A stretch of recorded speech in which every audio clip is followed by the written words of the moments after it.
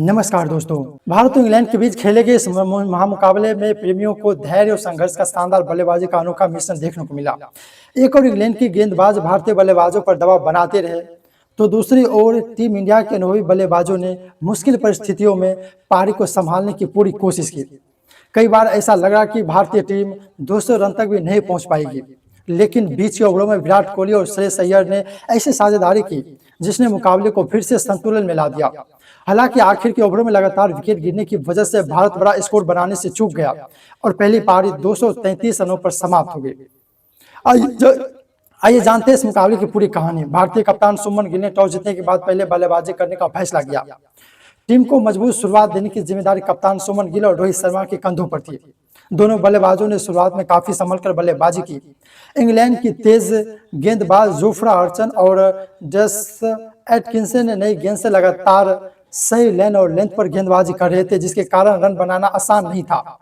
रोहित शर्मा ने शुरुआत में धैर्य दिखाया और खराब गेंद का इंतजार किया।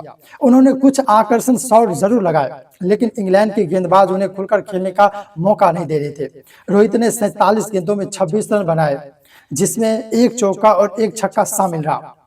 आखिरकार विल जैक्स की गेंद पर बड़ा शॉट लगाने की कोशिश में वो जोश बटलर को कैच दे बैठे और भारत को पहला झटका लगा। दूसरे छोर पर कप्तान सुमन गिल शानदार लय में दिखाई दे रहे थे। उन्होंने शुरुआत से ही टाइमिंग के दम पर रन बटोरे और मैदान के अलग अलग हिस्सों में बेहतरीन चौके लगाए। गिल ने 30 गेंदों में 31 रन बनाए, जिसमें 6 खूबसूरत चौके शामिल थे, लेकिन अच्छी शुरुआत को बड़ी पारी में नहीं बदल सके। 10 एशियन की गेंद पर वेन डकेट ने उनका कैच पकड़ लिया और भारत ने दूसरा महत्वपूर्ण विकेट भी गंवा दिया। अब मैदान पर विराट कोहली आए। शुरुआत में उन्होंने पूरी तरह संयम के साथ बल्लेबाजी की। उन्होंने एक छोर संभाल कर रखा और लगातार स्ट्राइक रोटेट करते रहे। धीरे धीरे विराट ने अपनी लय पकड़ी और इंग्लैंड के गेंदबाजों पर दबाव बनाना शुरू कर दिया। उनके हर शॉट में अनुभव साफ दिखाई दे रहा था। उन्होंने गैप में शानदार चौके लगाए और भारतीय पारी को मजबूती दी। विराट का साथ देने आए ईशान किशन से टीम को बड़ी उम्मीदें थी, लेकिन उनका दिन बिल्कुल अच्छा नहीं रहा। वो केवल 8 गेंदों में 1 रन बनाकर सैम करन का शिकार बन गया। श्रेयस अय्यर बल्लेबाजी करने उतरे। वो समय भारत को एक बड़े साझेदारी की जरूरत थी। श्रेयस ने बिना किसी जल्दबाजी की शुरुआत की और विराट के साथ मिलकर पारी को संभालना शुरू किया। दोनों बल्लेबाजों ने जोखिम कम लिया और धीरे धीरे रन गति बढ़ाई। इंग्लैंड के गेंदबाज लगातार दबाव बनाने की कोशिश कर रहे थे, लेकिन विराट और श्रेयस ने समझदारी के साथ बल्लेबाजी करते हुए भारत को मुश्किल परिस्थिति से बाहर निकाला। विराट कोहली ने 66 गेंदों में 65 रनों की शानदार पारी खेली। इस दौरान उन्होंने 8 शानदार चौके लगाए। भले उनका स्ट्राइक रेट बहुत तेज नहीं रहा, लेकिन जिस समय टीम लगातार विकेट खो चुकी थी, उस समय उनकी ये पारी बेहद महत्वपूर्ण साबित हुई। हालांकि वो अपनी पारी को शतक में नहीं बदल सके और जोफ्रा आर्चर की गेंद पर आदि रसी के हाथ कैच आउट हो गए। विराट के आउट होने के बाद सारी जिम्मेदारी श्रेयस अय्यर के कंधों पर आ गई।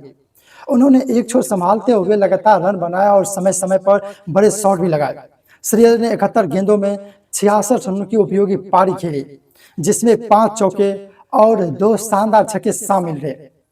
उन्होंने अंत तक टीम को सम्मानजनक स्कोर तक पहुंचाने की कोशिश की, लेकिन गेस्टर के उनका भी महत्वपूर्ण विकेट हासिल कर लिया। इसके बाद भारतीय निचला क्रम पूरी तरह लड़खड़ा गया।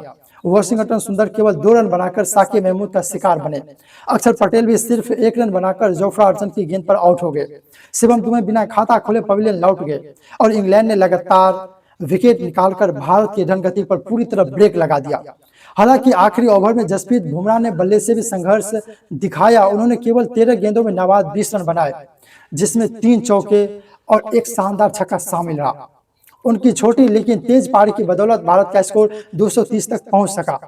दूसरी ओर गुरनूर बरार ने 15 गेंदों में 7 रन बनाए, जबकि प्रसिद्ध कृष्णा खाता भी नहीं खोल सके। 44 ओवर पूरे होने तक भारतीय टीम 233 रन बनाकर ऑल आउट हो गए।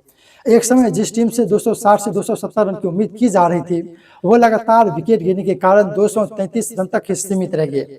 अब मुकाबले की जिम्मेदारी भारतीय गेंदबाजों के कंधे पे आ गई थी। अगर इंग्लैंड की गेंदबाजी की बात करें तो जोफ्रा आर्चर ने एक बार फिर अपनी रफ्तार से भारतीय बल्लेबाजों को परेशान किया। उन्होंने 10 ओवर में केवल 47 रन देकर 3 महत्वपूर्ण विकेट हासिल किए। गैसिंकिन ने 3 विकेट लेकर भारत की कमर तोड़ दी। साकिब महमूद ने 2 विकेट झटके, जबकि सैम करन और विल जैक्स को एक एक सफलता मिली। आदिल रशीद भले विकेट नहीं ले सके, लेकिन उन्होंने बीच के ओवरों में बेहद किफायती गेंदबाजी करते हुए भारतीय बल्लेबाजों पर लगातार दबाव बनाए रखा।